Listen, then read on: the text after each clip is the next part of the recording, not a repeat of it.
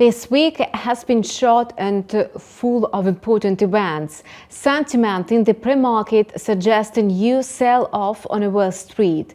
Investors have shifted focus away from the inflation and rate hikes to the likelihood of a recession.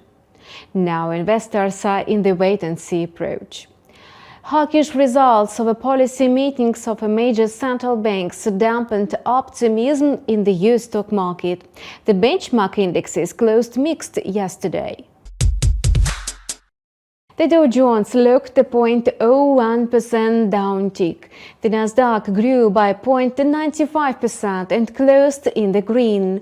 The S&P500 rose by 0.37% to close at 4,381 points. Market sentiment turned sour in the New York pre-market. The S&P 500 is expected to trade in the intraday corridor between 4,300 and 3,370 points. Both the Nasdaq and the S&P 500 closed with the gains on Thursday. Fed Chairman Jerome Powell supposed that it was too early to terminate the cycle of monetary tightening, but assured the market that the Fed would act cautiously.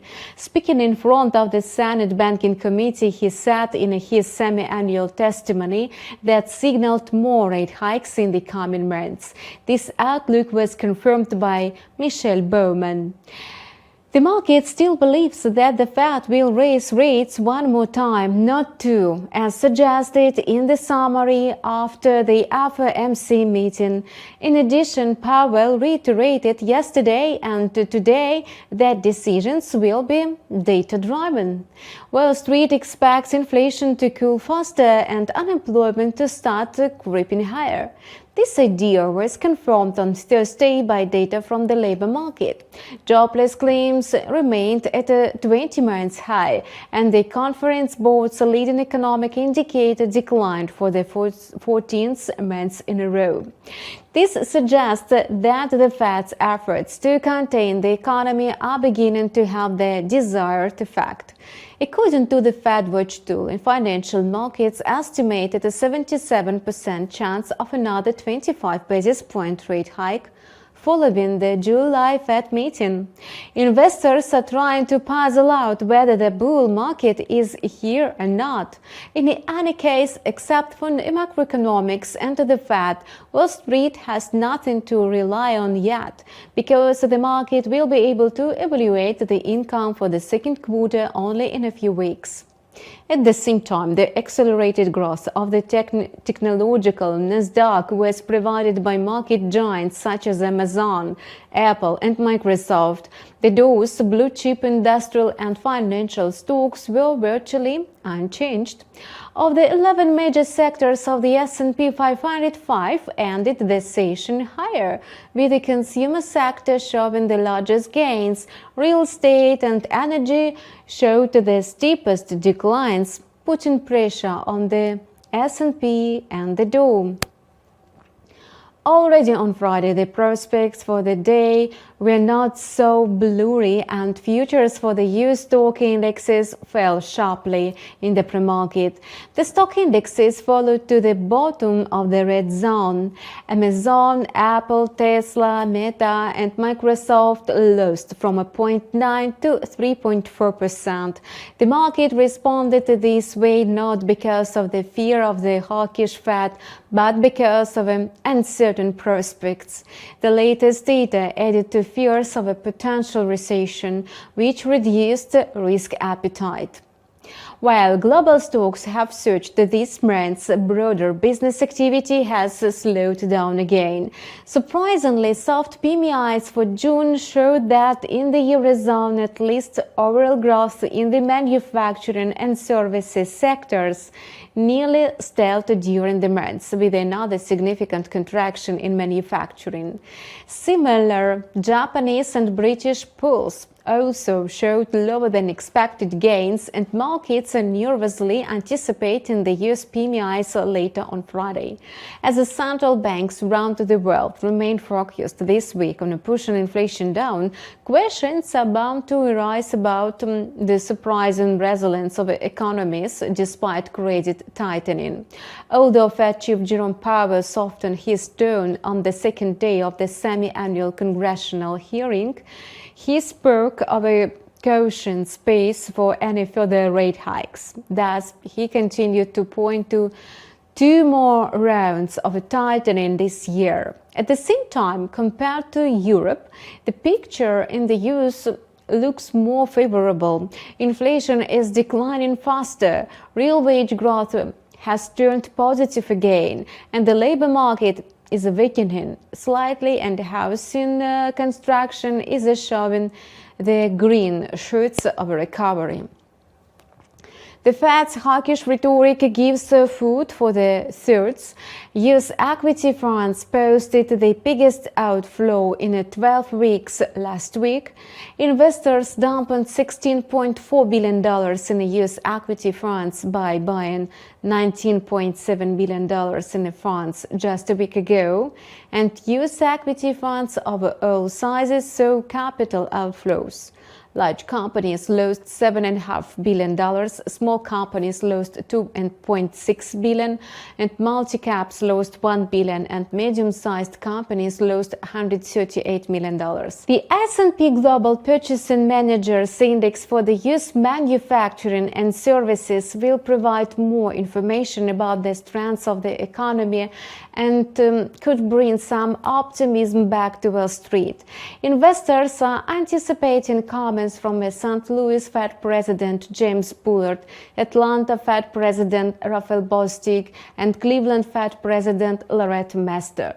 In the corporate sector, 3M shares rose by 3% in a pre-market trading after the chemical company entered into a $10.3 billion deal with a number of U.S. public water utilities to settle water pollution claims.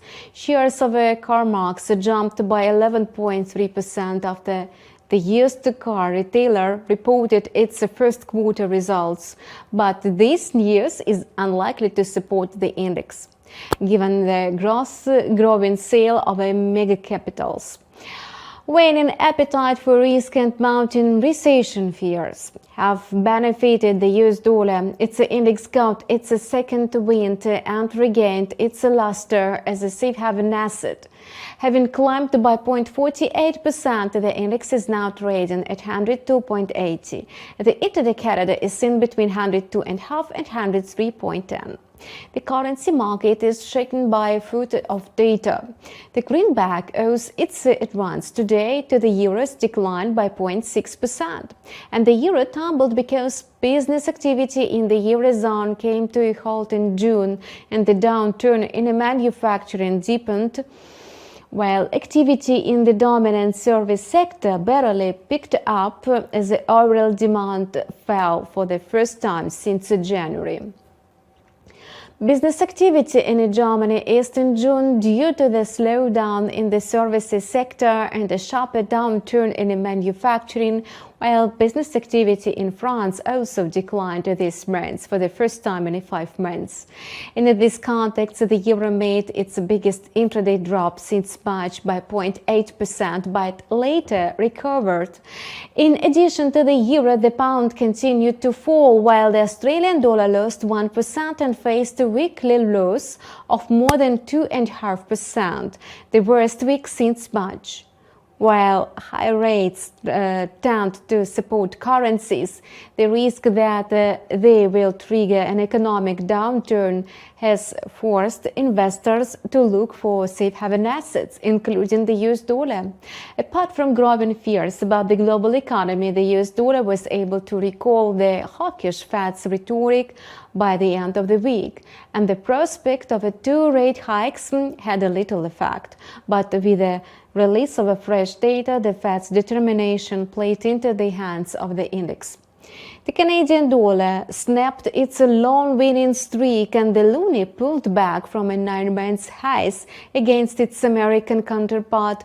The USD CAD pair rose by 0.5% in midday to 1.3210, and the instrument is likely to trade in the intraday corridor between 1.3190 and 1.3240.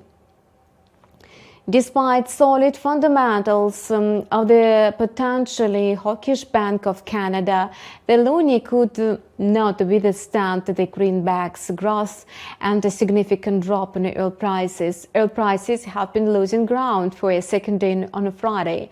Oil is on a track to close with weekly losses. Besides, hawkish central banks added to economic growth worries. Statements by regulators have outlined the decline in the U.S. crude inventories and other signs of supply cuts. Both crude oil benchmarks fell by about $3 on a Thursday. Already on Friday, Brent crude dropped by 2.3% to $72.43 a barrel, while WTI crude slipped by 3%. Higher interest rates increase the cost of borrowing for businesses and consumers, which could slow economic growth and dim the prospects for oil demand until the year end. The prospect of further rate hikes in the U.S. worsened these headwinds. The dollar's rise, supported by hawkish comments from the world's central banks, also put pressure on oil prices. The U.S. oil inventory report this week showed an unexpected 3.8 million barrel drop in the crude inventories, but the economic outlook focused market largely ignored the data. The crypto market is searching for clarity following a recent rally. Popular tokens are trading mixed in their own ranges. Bitcoin retains its luster and has settled above $30,000. The expectation of a higher interest rates could lead to a stronger US dollar, which could put downward pressure on the price of Bitcoin. In addition, concerns about inflation and its potential impact on the economy may encourage investors to look for less risky assets. Given that the crypto market has got stuck in legislation with the Securities and Exchange Commission. And a positive news on an asset services company owned by Crédit Agricole and Santander has been registered with the French market regulator AMF to provide custody services for digital assets such as cryptocurrencies. The company has registered as a digital asset services provider, adding a large group of traditional financial services to the growing number of crypto companies registered with the French Supervisory Authority. The news is good, but it had little effect on assets. The market remains cautious. Bitcoin is making efforts to rise above 30,400 and 40,700, where the price will face significant resistance. Today, the token is likely to trade sideways within the range of 29,600 to 30,450. Going beyond the borders can lead Bitcoin either to a correction to 28,700 or to an increase to $31,000. How we're going to be in the short term in financial markets, we will definitely tell you in our news releases. Subscribe to the channel and follow news with us. See you soon.